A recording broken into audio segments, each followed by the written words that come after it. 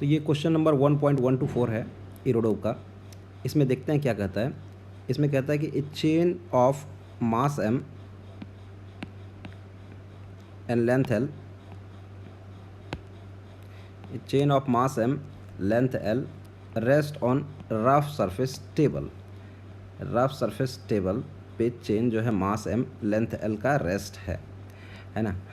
So that one of its end hangs over the edge, chain starts lying of the table all by itself providing that the overhang part is 1/3, मतलब new part ईटा part मैं n ही लूँगा of the chain length. मतलब कहने का अर्थ ये हुआ कि chain का जो है कुछ पार्ट यहाँ है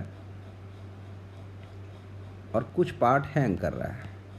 जो हैंग पार्ट है वो 1/3 यानी कि ईटा है, तो ये हो जाएगा 1 माइनस इतना पार्ट और ये हो जाएगा nth पार्ट। हाँ जी, कहता है इस टाइम पे वो स्लाइड करना शुरू कर देता है। आगे कहते हैं what will be the total work perform by the friction force acting on the chain by the moment it slide completely of the table. जब ये कम्प्लीटली स्लाइड ऑफ हो जाएगा, मतलब कोई भी पार्ट नहीं बचेगा टेबल पे, तब तक जो है फ्रिक्शन फोर्स कितना वर्क डन पड़ेगा।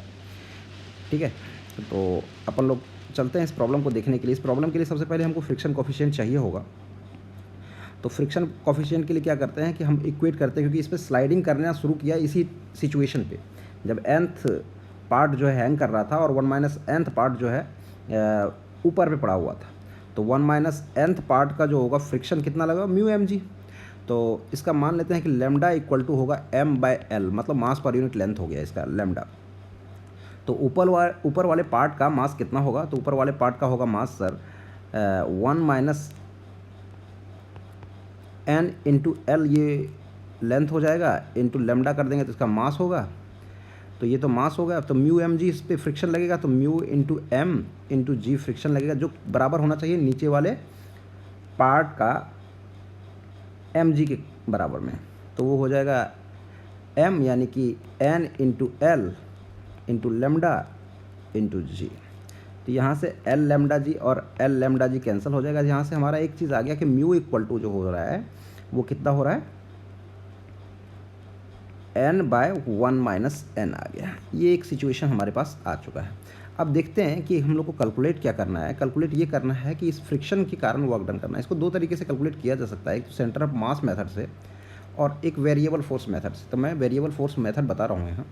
वेरिएबल फोर्स मेथड मतलब ये हो गया कि ये जो पार्ट होगा, ये अगर डी एम मास चेन का है तो ये केवल इतना डिस्टेंस तक ही फ्रिक्शन के कारण वर्क डन करेगा और ये वाला पार्ट इतना डिस्टेंस तक मूव करना पड़ेगा। तो इसका मतलब ये हुआ कि प्रत्येक पार्ट को अलग अलग वर्क डन करना पड़ेगा फ्रिक्शन का। या ये बोल सकते हैं कि स्लाइड करते समय धीरे धीरे इसका मास डिक्रीज़ कर रहा है, तो नॉर्मल डिक्रीज़ करेगा, नॉर्मल डिक्रीज़ करेगा तो फ्रिक्शन भी डिक्रीज़ करेगा। ठीक है, तो अपन लोग क्या करते हैं कि एक छोटा सा मास किसी dx मास ले लेते हैं, dx लेंथ का मास ले लेते हैं और ये x डिस्टेंस पे होगा, x डिस्टेंस पे होगा,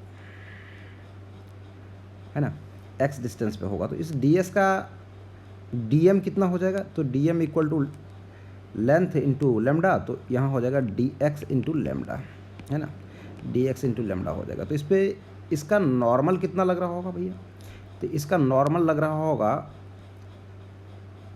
dm इंटू जी। इस पर फ्रिक्शन कितना लग रहा हो, तो म्यू एम जी।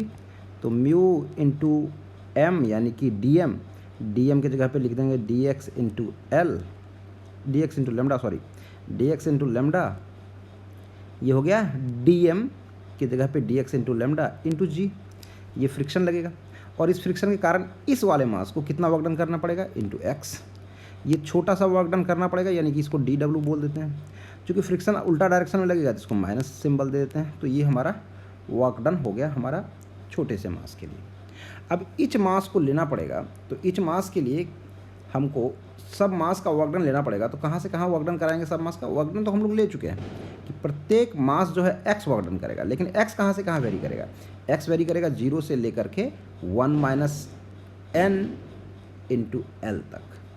ठीक है, तो अपन लोग जो वर्क डन निकालेंगे वो क्या करेंगे, माइनस म्यू, और इसको थोड़ा अरेंज कर देते हैं, lambda g x into d x integration कहाँ से कहाँ, x इनिशियली 0 और बाद में 1 माइनस n इंटू एल के बराबर में हो जाएगा। तो इसको हम इंटीग्रेट करके देख लेते हैं क्या आता है। तो ये आ जाएगा माइनस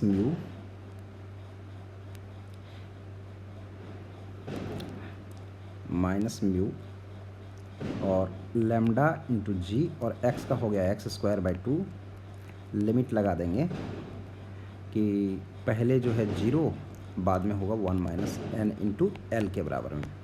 तो अपना इक्वेशन हो जाएगा, म्यू का वैल्यू अब रख लेते हैं -n/1 माइनस n, लैम्डा जी x² के जगह पे 1 माइनस n का स्क्वायर इंटू l² बाई 2, क्योंकि 0 पुट करेंगे तो लोअर लिमिट तो 0 ही हो जाएगा। तो अपन लोग थोड़ा सा यहाँ 1 माइनस क्या करते हैं, तो यहाँ हो जाएगा -n इंटू 1 माइनस n, एक 1 माइनस n कैंसिल हो गया नीचे वाला, और लैम्डा के जगह पे लिख देते हैं m/l और g के जगह पे g ही लिख देते हैं, और 1 माइनस n² 1 माइनस n पहले से ले चुके हैं, तो यहाँ l का स्क्वायर। ठीक है, तो हमारा फाइनल इक्वेशन क्या आ जाएगा कि हमारा आ जाएगा -n into 1 minus n mgl, एक l से एक l कैंसिल हो जाएगा, mgl बाय 2 यहाँ भूल गए थे, 2 यहाँ हम लोग भूल गए थे, क्योंकि m/l तो केवल मास को रखने से आया था। तो ये हमारा फाइनल आंसर आ जाएगा, ये फाइनल आंसर हमारा वर्क डन का आ जाएगा।